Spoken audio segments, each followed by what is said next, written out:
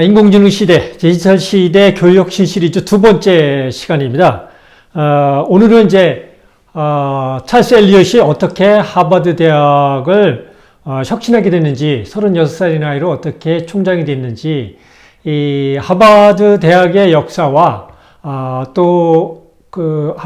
찰스 엘리엇이 총장이 된 1867년 그 전후를 해서 시대상을 한번 살펴보는 것이 중요할 것 같아요.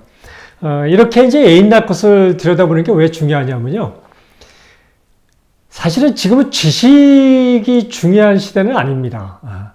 우리가 책을 읽거나 글을 많이 읽고 이런 것들이 다 지식을 얻기 위해서 했던 행위인데, 지금은 이제 지식 활동은 대부분 인터넷이 해주시죠. 그것도 이제 인공지능이죠. 인공지능이 해주기 때문에 지식을 단순히 얻는 것보다 지혜를 얻는 게 더 중요하죠. 그래서 저는 이제 책을 읽을 때도 다독하는 스타일은 아닙니다. 저는 이제 책을 많이 고르는데요. 책을 고르는 첫 번째 기준이 저자를 연구하는 겁니다. 그러니까 이 책을 누가 썼는지 그 배경을 알아야, 저자의 배경을 알아야 이 사람이 어떤 생각으로 왜 이런 이야기를 했는지를 이해할 수 있거든요.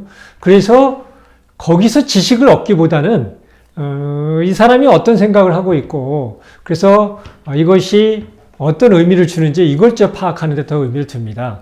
마찬가지로 이제 어떤 일을 우리가 들여다보고 해석할 때는 그 지식보다, 정보보다는 그 시대적 배경, 상황, 이런 것이 어떤 건지를 이해해야 제대로 된 방향 설정이 가능합니다. 이게 인터넷 시대, 인공지능 시대는 이게 네트워크 세상이잖아요. 그래서 너무 복잡합니다. 이게 복잡계라고 그러잖아요. 복잡하기 때문에 방향 설정하는 게 쉽지가 않습니다. 그래서 이렇게 이것이 태어난 배경, 이런 것을 제대로 이해해야 올바른 방향 설정을 합니다. 이것이 이제 우리 산업화 시대 패러다임에 익숙한 사람들한테는 이것도 낯선 이야기예요. 제가 이제 방송국에서 미래 전략을 수립하고 경영자한테, 사장한테 이렇게 얘기했습니다. 이거를 기자들한테 공표를 하자. 그랬더니 임원들이 첫 번째 반응이 그거예요. 아니, 회사의 미래 전략을 어떻게 공표를 하느냐, 이거거든요. 그래서 제가 뭐라고 했겠습니까? 이 전략은 이 회사에만 가능한 거다. 전략을 알고 모르고 이 정보가 중요한 게 아니다. 웬만한 조직은 다 전략을 알고 있습니다. 요즘은 다 공개되기 때문에. 단지 우리 조직에, 우리 문화에, 여기에 우리 역량에 맞느냐 안 맞느냐, 그래서 우리 체질에 맞는 전략을 어떤 건지 이것을 선택하는 게 중요한 거거든요. 그래서 서두가 길었는데요. 당시 서두가 깁니다. 왜냐하면 이제 왜 이런 얘기를 해야 되는지를 자꾸 설득하다 보니까 제 스타일이 서두가 긴 스타일인데 이게 잘 안 굳혀집니다. 한번 좀 굳혀보도록 노력을 해보겠습니다. 그래서 오늘은 하버드 대학이 설립된 지 240년이 지나고 나서 찰스 엘리엇이 지금의 하버드 대학의 기초를 닦은 그 배경을 한번 살펴보려고 합니다. 찰스 엘리엇이 이제 아버지가 부도가 그래 경제적으로 어려우니까 조교 생활을 그만두고 독일로 유학을 갔다 그랬잖아요. 그러니까 독일에 가서 교육 시스템을 배웠다 그랬는데, 그 당시에 이제 독일도 산업혁명이 일어나면서 교육 혁신이 일어나고 있었죠. 그래서 독일에는 이제 레알슐레라고 지금도 있죠. 짐나즘이라 해서 그것은 이제 김나즘이라고 하고, 이제 영어로 이제 짐나즘이라고 하는데, 초등학교 4학년 때 일반계로 가는 겁니다. 그러니까 대학을 진학을 하기 위해서. 그리고 레알슐레는 이제 기술 쪽으로, 기술고등학교 쪽으로 가는 거죠. 그래서 독일에서는 1706년에 이미 레알슐레가, 이런 학교 시스템이 됐습니다. 그러면서, 기술 교육에 대한 게 먼저 퍼져 있었고요. 프랑스도 이제 계속 그 기술 교육에 대한 관심을 갖고 있다가 나폴레옹 시대, 그러니까 1800년대 초반이죠. 나폴레옹 시대 라세이라는, 지금도 라세이라는 고등학교 시스템이 있죠. 라세이라는 그 학교 제도를 추진했습니다. 이게 나폴레옹도 교육 혁신에 관심이 많아서, 그래서 나폴레옹이 했던 라세이는 라세이 군사학교입니다. 군사학교인데 기술도 가르치는 거죠. 이런 이제 기술 교육에 대한 관심이 많았습니다. 이게 독일에는. 그래서 그런 시스템을 찰스 엘리엇이 독일에 가서 보게 된 거죠. 근데 그 당시에 대학에는 이제 두 가지 흐름이 있습니다. 원래 이제 대학은 이제 13세기부터 있었죠. 주로 신학대학 중심이라고 그랬잖아요. 그래서 주로 지식 보존과 전달, 그러니까 이제 선생님이 가르치고 학생이 배우는 지식을 보존하고 전달하는 역할이 크죠. 그것이 이제 옥스퍼드, 캠브리지, 이 영국의 대학들이 전통적으로 지식의 보존과 전달에 신경 썼죠. 이 옥스퍼드와 캠브리지 모델은 청교도들이 미국으로 가면서 하버드, 예일, 프린스턴, 그런 컬럼비아, 이런 대학, 보통 아이비리그라 그러죠. 이 대학들로 전달이 됐죠. 그리고 한쪽으로는 아까 얘기한 독일이 이제 그렇게 가다가 1811년에 그 철학자이자 정치가인 빌헬름 홈볼트가 베르린 대학을 만듭니다. 그러면서 이 베르린 대학은 연구 중심 대학으로 이게 설정이 돼 있죠. 그러니까 빌헬름 홈볼트는 산업혁명이 일어나면서 사회가 바뀌고 있잖아요. 그러니까 대학이 연구를 하면서 사회의 경제 부분을 선도해야 된다. 이런 생각으로 베르린 대학을 연구 중심 대학으로 만들었던 겁니다. 이것이 이제 1861년에 미국에서는 이제 MIT 대학이 기술 교육과 연구 이 두 가지를 겸하는 연구 중심의 기술 교육 대학으로 나왔고요. 그리고 1876년에 존스 홉스킨스 대학이 연구 중심 대학으로 나왔죠. 이렇게 그 당시에 찰스 엘리엇이 새로운 교육을 주장할 때 이제 이런 것들을 이제 찰스 엘리엇은 관심을 가진 거예요. 제가 2001년에 디지털 공부를 하고 나서 그 뒤로 쭉 경제 경영과 교육을 공부하면서 주로 교육 혁신이 이렇게 되어 있다는 걸 관심 가진 거하고 거의 비슷합니다. 저도 그래서 교육 혁신은 이 디지털 혁명에 맞게 바꿔야 된다. 150년 전에 하버드가 만든 모델은 끝났다.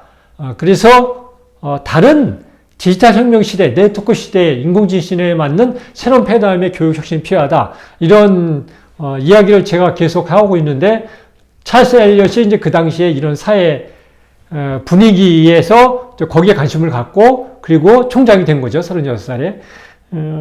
그러면 이제 더 나가서 세계 최고의 대학인 하버드 대학의 한번 역사를 살펴보자고요. 이 역사를 살펴보면은 하버드 대학이 어떻게 변화하면서 현재 대학이 됐는지, 거기에서 우리가 디지털 시대에는 어떻게 헤쳐나가야 되는지 힌트를 많이 얻을 수 있을 것 같아요. 그 변화 과정은 거의 비슷하거든요. 방법은.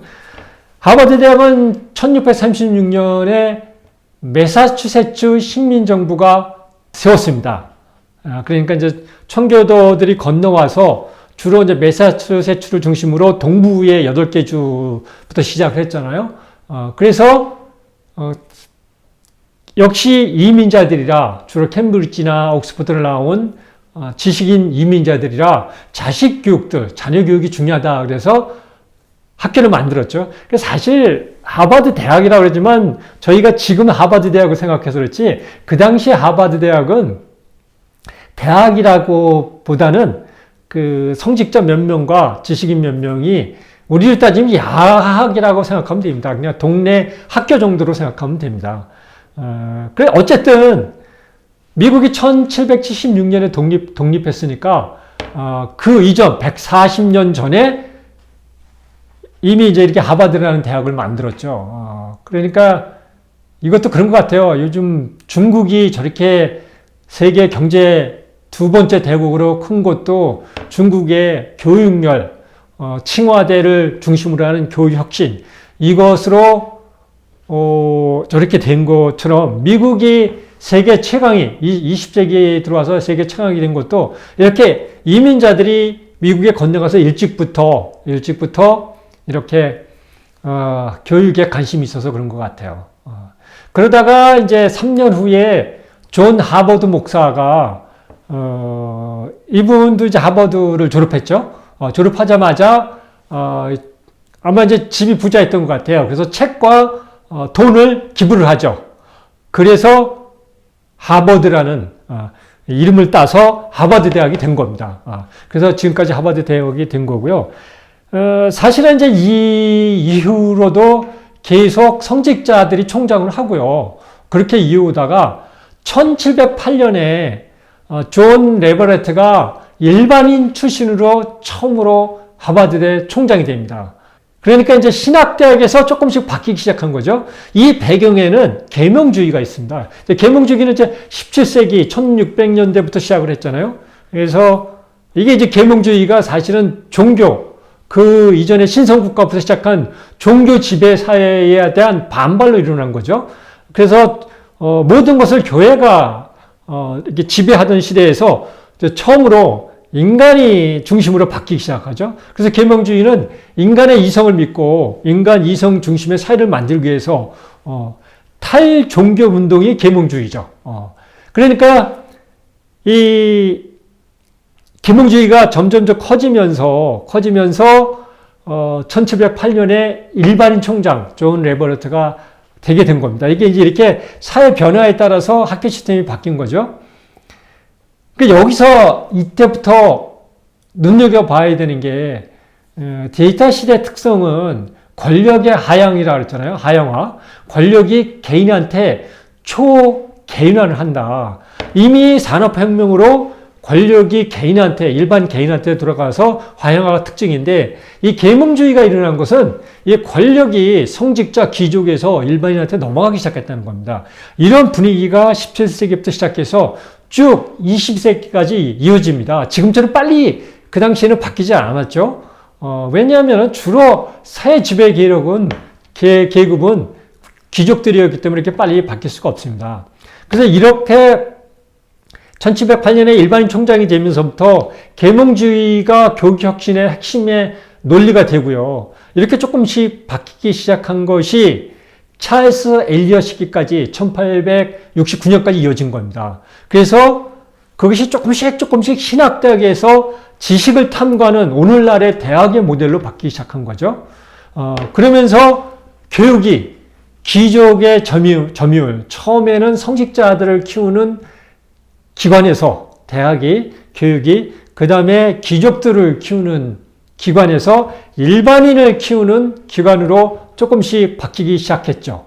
근데 이것이 사실은 일반인으로 바뀌기 시작했다고 그러지만은 20세기 초까지만 해도 주로 하버드나 예일, 프린스턴 이런 아이비리그를 가는 학생들은 주로 앵글로색슨계, 백인도 다 똑같은 백인이 아닙니다. 미국의 주류는 영국에서 건너온 앵글로색슨계가 주류였습니다. 이 사람들이 주로 일반인 교육을 받기 시작했죠. 여성들은 대학을 거의 못 갔습니다. 못 가고 1879년에 레드클리프 대학이라는 것이 생기면서 여자 대학이죠. 생기면서 여자들이 이제 대학 교육을 받기 시작했죠. 그러니까 이 하버드 대학은 1970년대까지 여성들은 그 대학에 갈 수가 없었습니다. 그러니까 남성들만 주로 갔고 19세기까지만 해도 앵글로색슨계 중심의 백인들이 주로 가는 대학이었죠. 그러니까 일반인으로 계속 확장하는데 그렇게 빨리 확장이 된 건 아니에요. 그러다가 이렇게 이제 산업화가 더 진전되면서 일반인들도 돈을 많이 벌기 시작하면서 대학을 들어가는 인구들이 많아졌죠. 그래서 하버드 대학도 신입생 수가 점점 늘어나고 그러면서 유대인들이 많이 들어가기 시작한 거예요. 유대인들의 공부열이 이 교육열이 무지 세잖아요. 거의 뭐 한국, 중국 부모들하고 거의 세계 세력이 전 세계에서 최고로 부모 교육열이 센 나라들인데 유대인들이 교육열이 세다 보니까 하버드대 입학생들이 많아진 거예요. 그러다 보니까 이 앵글로색슨계 백인들이 유대인들의 그 입학을 제한하자 이렇게 제안했을 때 그 찰스 엘리엇을 이어받은 로렌스 로웰 총장이 그것을 거부한 겁니다. 그리고 1933년부터 시작한 그 로렌스 로웰 총장을 이어받은 제임스 코너트 총장이 장학금 제도를 활성화했습니다. 그러면서 이 귀족들, 주로 앵글로색슨계 중심의 이 상류층만 들어오던 대학에 일반인 자녀들도 학비 걱정 없이 들어오게 한 기반을 코넌트 총장이 마련했죠. 그래서 미국에서 아이비리그는요, 지금 절반이 학비를 안 내고 다닙니다. 이 하버드 대학이 돈이 많다 그랬잖아요. 그렇다 보니까 거의 장학금이 거의 모든 학생들한테 주어지죠. 그래서 제임스 코넌트 총장은 뭐라 그랬냐면요, 대학 교육은 부유층만의 권리가 아니다. 일반인에게 기회 확산의 역할을 해야 된다. 이것이 이제 20세기 넘어오면서 우리 보통교육이라죠. 보통교육이 민주주의 사회를 만드는 데 기여를 한 거죠. 대한민국도 일반인들이 교육을 받으면서 기회 확산이 커졌죠. 커졌는데 이것이 이제 디지털 시대가 되면서 다시 그 당시로 돌아간 것 같아요. 사실은 지금 기회균등이 점점 이 차별이 벌어지고 있습니다. 지금 뭐 의대 정원 늘리는 것 갖고 난리고 치고 있지만 의대 아무나 못 갑니다. 그러니까 대한민국에서는 중상류층만 의대를 갈 수 있는 것 같아요. 왜냐하면 유치원 때부터 그냥 고액 가해를 시켜서 가는 거잖아요. 일반인들은 쳐다볼 수가 없어요. 이런 데이터 혁명이 되면서 다시 사회가 그때로 들어간 거예요. 그래서 이것을 우리가 잘 지켜볼 필요가 있습니다. 그러다가 이제 1961년에 케네디 대통령이 어퍼머티브 액션이라는 것을 만듭니다. 차별행위죠. 차별행위. 그래서 이것을 도입해서 아이비리그에서는 흑인계나 라틴계 이렇게 경제적으로 어려워서 공부하는 능력이 떨어지는 학생들을 성적이 좀 백인이나 아시안계보다 떨어지더라도 일종 한 15% 정도를 배정하는, 우리를 따지면 이제 지역 균형 선발이라든가 한가정 선발이라든가 다문화 선발 이런 것들이 어퍼머티브 액션입니다. 이러면서 점점 더 일반인들한테 교육 기회를 확대한 겁니다. 그리고 1970년대에 하버드 대학이 아까 얘기한 1870년에 생긴 레드클리프 여자 대학을 합병합니다. 그러면서 1970년대 중반부터 여학생들도 하버드 대학을 들어갈 수가 있습니다. 그러니까 얼마 안 되죠? 우리가 지금 좋은 사회에 사는 겁니다. 이렇게 좋은 사회가 된 게 그렇게 많지 않습니다. 그리고 제가 특파원을 할 때는 2007년에 하버드대 최초로 드루 파우스트가 여성 총장이 됩니다. 그리고 2017년에 유서 인중이 하버드 대학에서 50%를 넘습니다. 그래서 이렇게 하버드대를 중심으로 아이비리그, 미국의 고등교육은 이렇게 다양성을 확보하고 누구한테나 기회를 주기 위해서 150년 동안 꾸준히 변화해왔다는 거죠. 이 변화와 그 개혁, 혁신의 노력을 지금 디지털 혁명 시대에 다시 차별이 심해지고 역으로 가고 있다 그랬잖아요. 그것을 많이 본받아서 거기서 아이디어를 많이 얻어야 될 것 같아요. 그러면 이제 본론으로 들어가서 찰스 엘리엇의 대학 교육 혁신이 왜 지금의 대학 모델하고 똑같은지를 한번 살펴보자고요.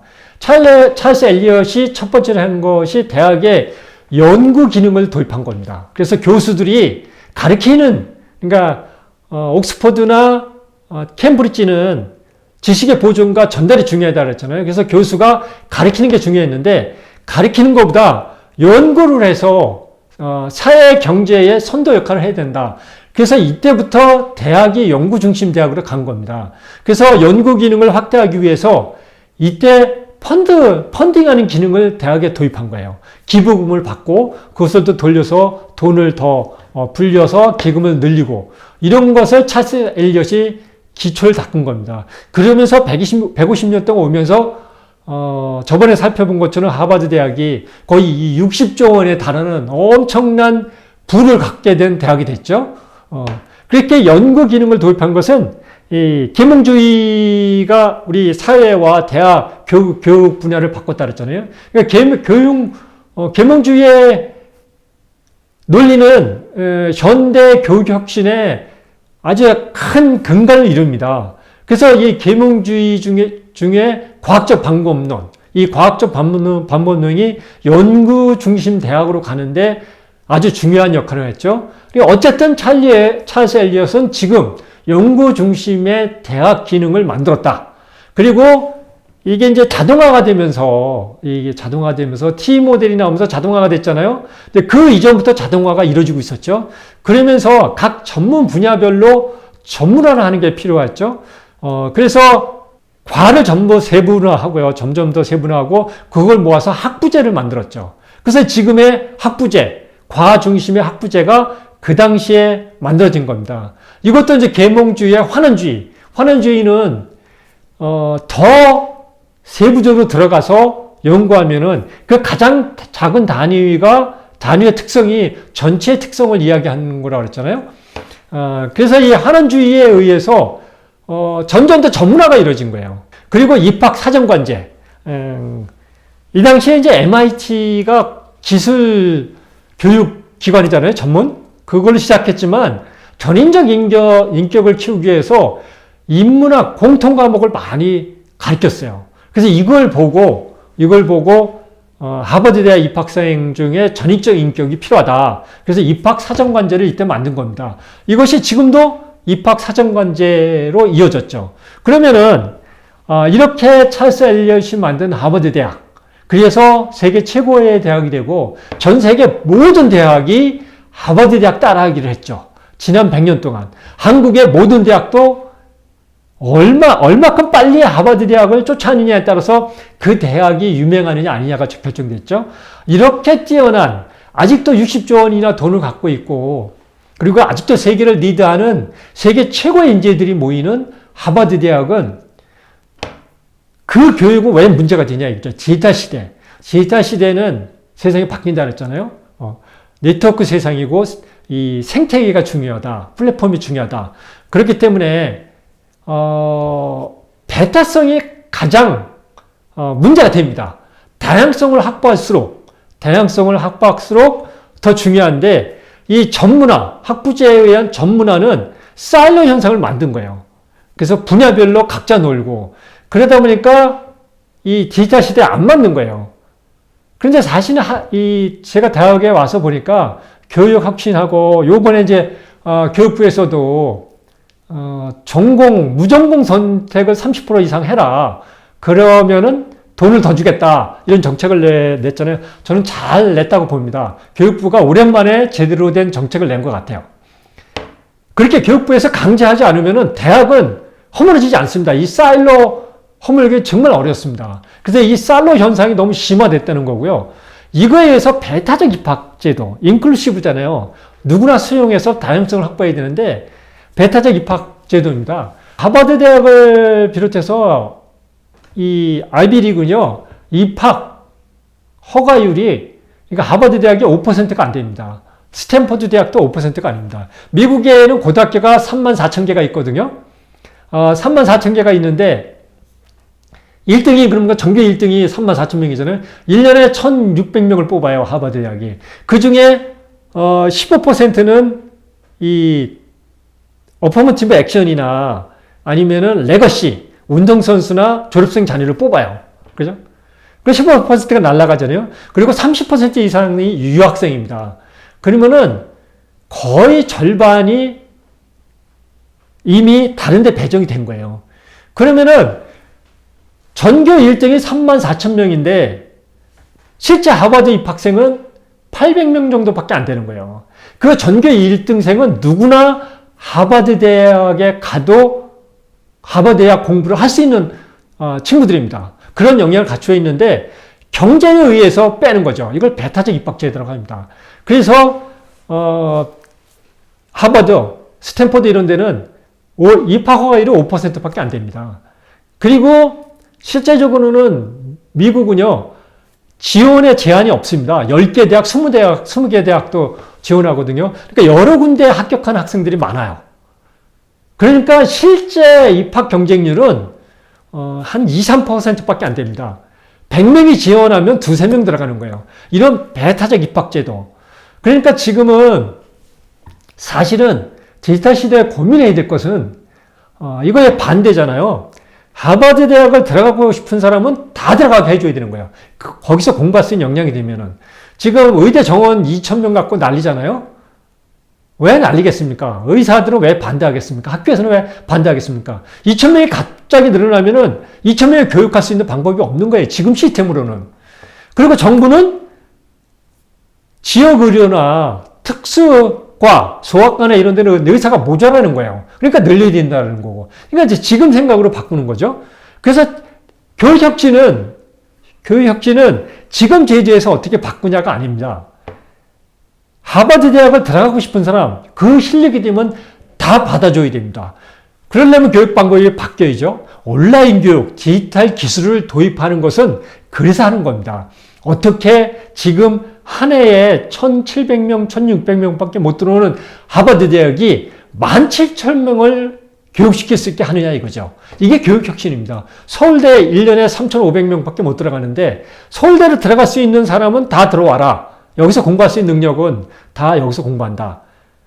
그러면 한 10,000명, 20,000명이 될 겁니다. 그러면 서울대에서 어떻게 10,000명, 20,000명을 교육하느냐가 디지털 시대 교육혁신의 핵심입니다. 그러니까 생각을 바꾸지 않으면 힘들죠. 그래서 오늘은 하버드대학의 역사를 살펴보고 또 찰스 엘리엇이 하버드 대학을 어떻게 만들었길래 전 세계 최고의 대학이 됐는지 살펴보면서 디지털 시대의 혁신은 어떻게 해야 되는지 한번 생각을 해봤습니다. 그래서 다음 주는 미국의 대학들이 어떻게 그렇게 부자 대학이 됐고 또 세계 최고의 대학들이 됐는지 그 발전 과정을 한번 살펴보려고 합니다.